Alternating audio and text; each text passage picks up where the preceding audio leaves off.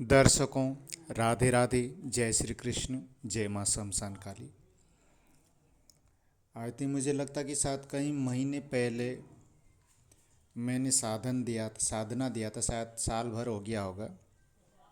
मैंने उस समय दिवालन जो साधना दिया था। वैसे तो ये साधना लोगों ने, आई थिंक मुझे लगता कि शायद यूट्यूब में भी दिया होगा, मिल जाएगा तुम्हें। ठीक है ना, जहाँ तक दिया ही होगा, क्योंकि मैंने अभी फाट फुट देखा भी था यूट्यूब में। खैर अब औरों की मुझे क्या लेना देना, दिया नहीं दिया।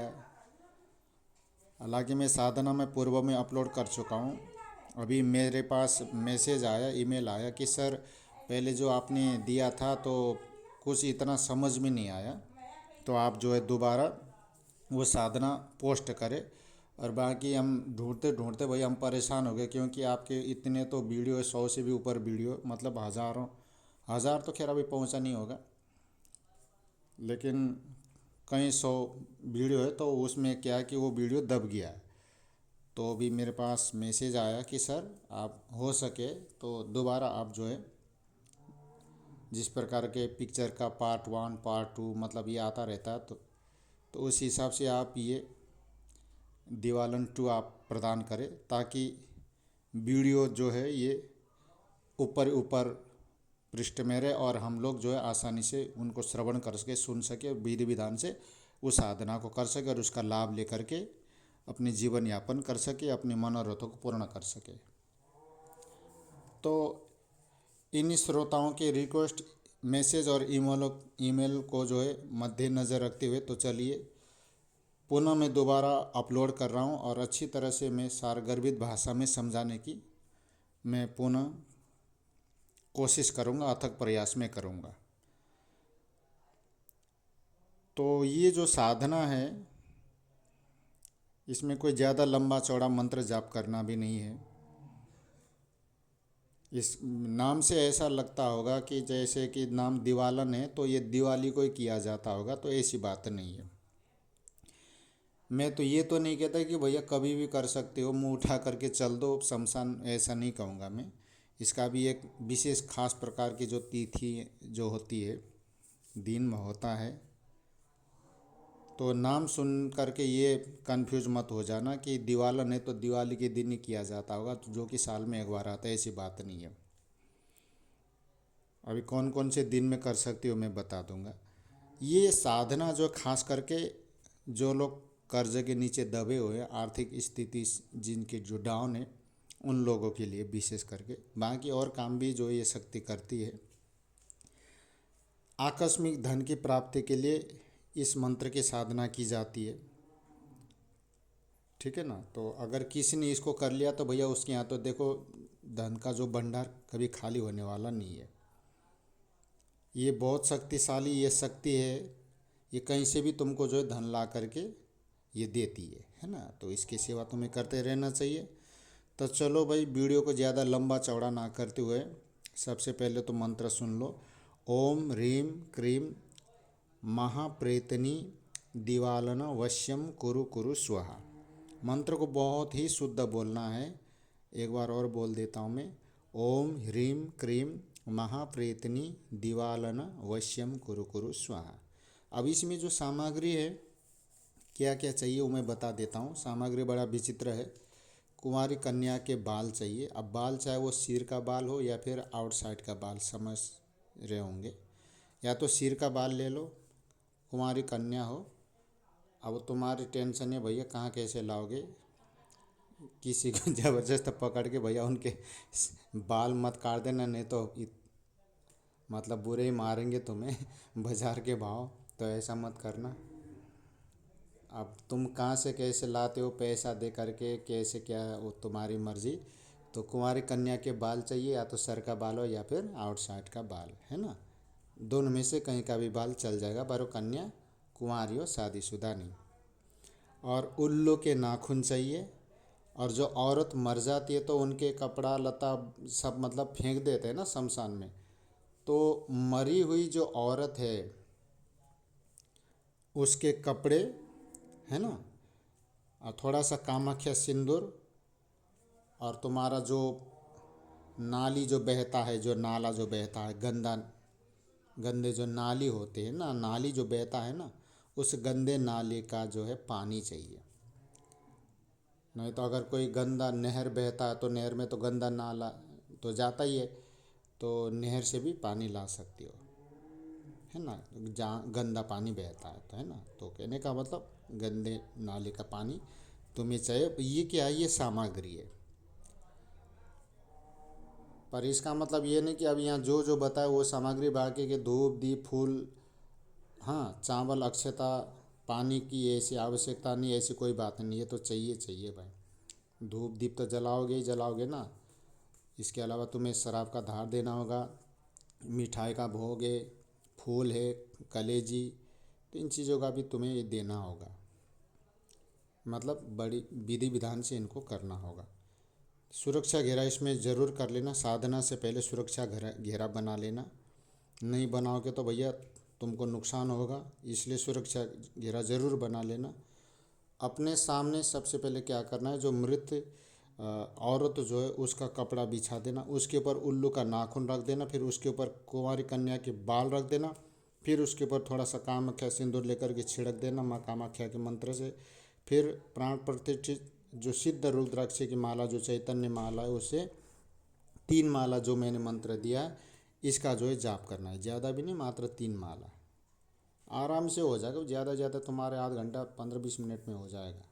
नहीं तो आध घंटा, चलो मान लो 1 घंटा ही लगा लो भाई, पर 1 घंटा लगेगा नहीं, है ना। तो छोटा सा ही मंत्र है, ओम ह्रीम क्रीम महाप्रेतिनी दिवाला न वश्यम कुरु कुरु स्वा, बस इतना सा ही तो मंत्र है।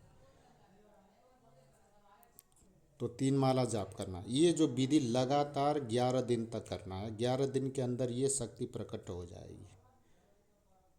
ठीक है। साधना स्थल अब देखो कहाँ करना है तुम्हें, मैं बता देता हूँ। साधना करने के लिए तुम देखो सुनसान जगह पर, जैसे शमशान भूमि है, यू नो, और खंडर है, जंगल है, पहाड़ के ऊपर, गुफा में, तो मतलब जहाँ कोई आता जाता नहीं, सुनसान जगह पर इस साधना को करना होता है, इस हिसाब से।